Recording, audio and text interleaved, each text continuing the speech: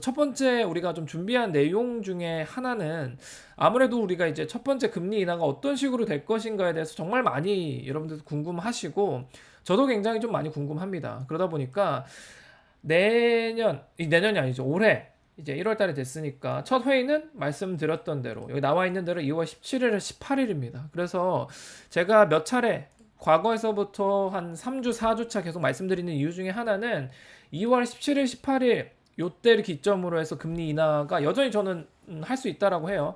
조금 있다가 보긴 할 거지만 대부분의 메이저에 있는 은행이나 아니면 경제학자들이 5월 달에 첫 번째 금리 인하를 베팅을 하고 있는데 저는 여전히 2월 달, 12월 달은 안 돼서 좀 아쉽긴 하지만 그래도 2월 17일, 18일에 결정이 나겠죠. 2시 반에.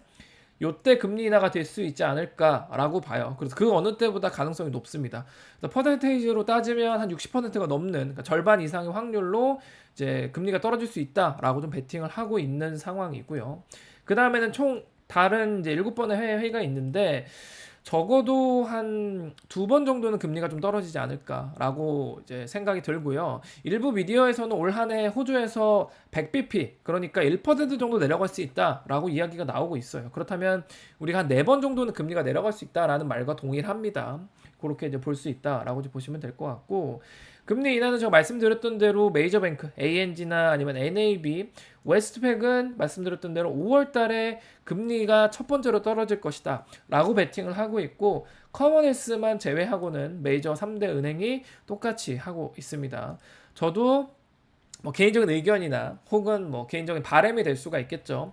요게 하나가 좀 떨어져 줘야 저도 올해 작은 부동산 투자를 하나 더 계획을 하고 있기 때문에 요게 좀 단초가 되는 게 중요하다라고 좀 말씀을 드릴 수가 있겠고 저희가 조금 있다가 인스타그램을 제가 살짝 터치하면서 말씀드릴 게 있는데 저희 내부 고객용 그러니까 CNK 리얼티와 내부적으로 렌트가 됐던 세일즈를 하셨던 아니면 BA가 됐던 뭐든 한번 하신 분들이 있으시면 기존 고객들을 대상으로 우리가 다른 이제 부동산 투자 상품을 좀 계획을 하고 있어요. 그래서 금리가 한번 내려가 주면 거기서 발생하는 리파이낸스를 바탕으로 해서 우리가 작은 규모 지금 우리가 생각하는 거는 한 50만 불 혹은 60만 불도 한 초반 정도가 되는 그런 느낌으로 우리가 부동산 투자를 한번 해보면 좋겠다라는 금융 투자 상품을 우리가 좀 계획을 하고 있습니다. 그것도 살짝만 좀 말씀을 드릴 거고요. 어쨌거나 이런 것들은 한번 여러분께서 살펴보시면 될 것 같고 골자는 이겁니다. RBA가 결국 하고 싶어하는 게 뭐냐?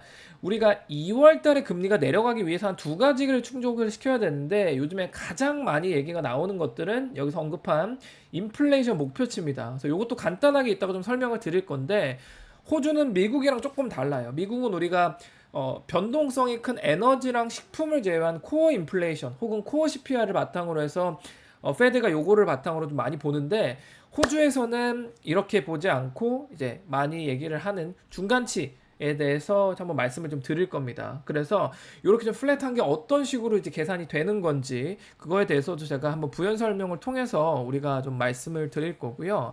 참 중요한 것들은 이렇게 보시면 될 것 같아요. 어떤 이제 호주는 미국이랑 다른 점이 그 코어 CPI라는 표현보다는 이제 트림 평균이라는 거를 많이 사용을 합니다. 그래서 그런 것들에 대해서 우리 간단히 좀 살펴볼 건데 어쨌거나 결론부터 말씀을 드리면 이번에 11월 달에 있는 이제 트림 CPI나 혹은 이제 전년 대비한 11월의 CPI는 좋은 수치를 좀 보여줬어요. 그렇기 때문에 RBA에서 금리 영향을 끼치는 2가지 그러니까 첫 번째는 인플레이션은 한번 안도의 한숨을 쉬었다라고 좀 말씀을 드릴 수가 있을 것 같고 다른 하나 실업률도 좋은 좀 지표가 나타나고 있습니다. 그렇기 때문에 우리가 앞으로 좀 중요한 부분은 오늘 했던 11월 월별 소비자 물가지수는 제가 다시 한번 두 번째 링크를 통해서 말씀을 드릴 거고 두 번째 호주는 월별로 나오는 것도 있지만 이렇게 분기로 묶어서 나오는 게 좀 있습니다. 그러다 보니까 1월 29일 날 발표되는 12월 분기 소비자 물가 지수를 우리가 좀 살펴볼 필요가 있다.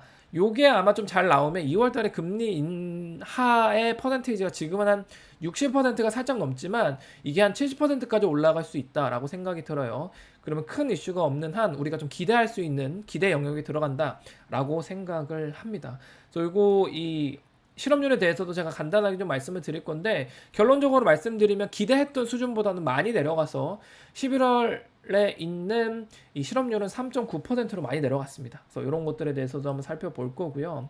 이 첫 번째 우리가 있는 기사에서 중요한 부분 중에 하나는 과연 우리가 RBA에서 어떤 식으로 이 금리 인하에 대해서 좀 바라보고 있는지, 그리고 메이저뱅크에서도 어떻게 좀 진행이 될 수 있는지에 대해서 한번 좀 살펴보는 그런 이제 계기로 사용을 했다라고 이제 보시면 될 것 같고요.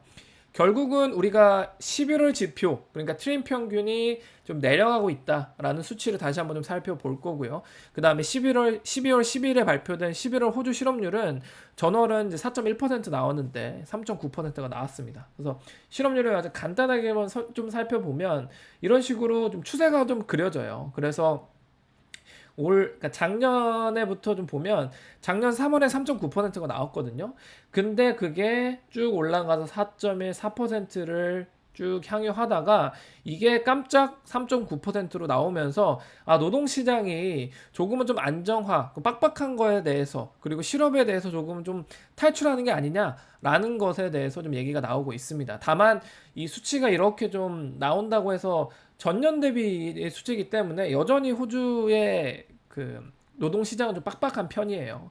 그리고 실업률도 역사적으로 좀 낮은 편이지만 그래도 베이컨시 레이트가 좀 높은 편이다라고 정리를 드릴 수가 있을 것 같습니다. 그래서 첫 번째 챕터는 이런 식으로 간단하게 좀 말씀을 드릴 수가 있을 것 같고, 그 다음에 좀 우리가 중요하게 봐야 되는 것들, 그러니까 호주의 경제 지표, 제가 말씀드렸던 인플레이션, 트림 평균, 그리고 금리 전망에 대해서 한번 살펴본다라고 하면 이런 거예요.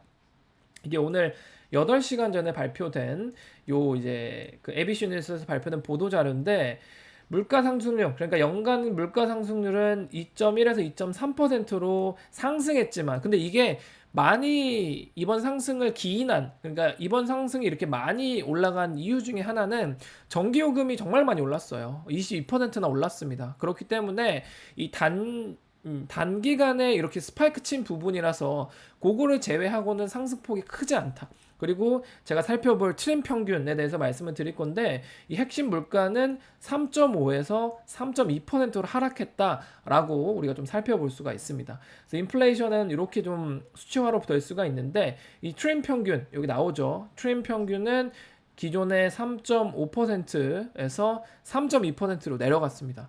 그러면 이제 트림 평균이라는 게 뭐냐라는 거에서 간단하게 좀 말씀을 드리면, 결국은 이제 미국이랑 다르게 호주는 전방위적인 섹터에 대해서 다 더합니다. 다 더한 다음에 너무 많이 올라간 상위 15% 그리고 너무 많이 떨어진 하위 15%를 빼요. 그럼 위로 15%, 밑으로 15%를 빼니까 중간에 우리가 한 30%, 70%가 남겠죠.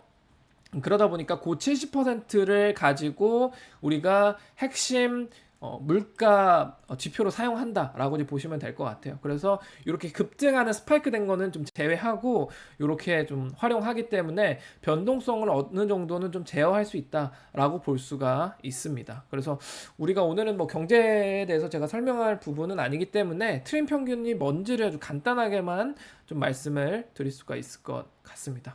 그래서 근원 인플레이션 지표로 제가 지금 트림 평균을 많이 말씀을 드렸는데, 결국은 우리가 연간 3.5%에서 3.2%로 내려갔단 말이에요. 그래서 호주 중앙은행 RBA는 이 물가의 목표 범위를 2에서 한 3% 정도로 맞춰 놨거든요. 근데 지금 어디까지 갔다고요? 3.2%까지 됐습니다. 그래서 이게 다음번에는 앞자리가 바뀌거나 혹은 이런 추세가 확실시 된다라고 하면 이 RBA에서 원하는 물가에 대한 이 목표는 많이 좀 달성된 것이 아닌가. 그렇기 때문에 2월에 금리 인하에 대해서 조금 더 무게추가 있다라고 이제 보시면 될 것 같아요. 그래서 지금은 금융시장에서는 여러 가지의 주체들이 다양하게 금리 인하에 대해서 베팅을 하고 있는데 한 64% 정도를 보고 있어요. 그래서 어떤 데는 한 70% 얘기를 하고 있는데 그래도 한 64% 정도 되지 않을까라고 보고 있습니다. 그래서 우리가 충분히 금리 인하에 대해서도 기대할 수 있는 수준이다라고 이제 볼 수가 있을 것 같고요. 앞으로 2월 17일, 18일 2월 17일, 18일 어떤 식으로 좀 우리가 금리 인하에 대해서 결국 결정을 짓는지. 왜냐면 우리가 이 높은 금리, 기준금리가 지금 4.35%란 말이에요. 여기서 쭉 유지를 1년 동안 해왔고 이게 근래 12년 만에 거의 최고 수준이라고 합니다. 그러다 보니까 주택이 작년에 우리가 살펴봤었을 때도 상반기에서는 굉장히 좀 높은 폭으로 한 4% 이상의 상반기 1쿼터에서는 상승률을 보였는데 전반적인 호주 시장을 전체로 놓고 봐서요. 근데 이게 중간에 2쿼터로 갈수록 3쿼터로 갈수록 상승폭이 좀 줄어들고 마지막에 12월은 결국 이게 우리가 작은 수치지만 마이너스 0.1% 하락이 일어났다라는 걸 보면서 2025년은 어떻게 될 것인지에 대해서 우리가 인지하는 것도 좋을 것 같아요. 그리고 이게 금리가 항상 우리가 어떤 것에 대해서 또 연동할 수가 있냐면 정치적인 요인이 되게 크다 맞죠? 그러다 보니까 2025년 5월에 연방선거가 좀 예정이 되어 있어요. 그래서 금리를 과연 어떤 식으로 좀 정치인들이 활용할지 이런 거에 대해서 다각도로 우리가 비단 뭐 사회, 뭐 경제 이런 것뿐만 아니라 정치까지 우리가 함께 봐야 되는 그런 이제 좀 상황이 되지 않았나라고 이제 보고 있습니다.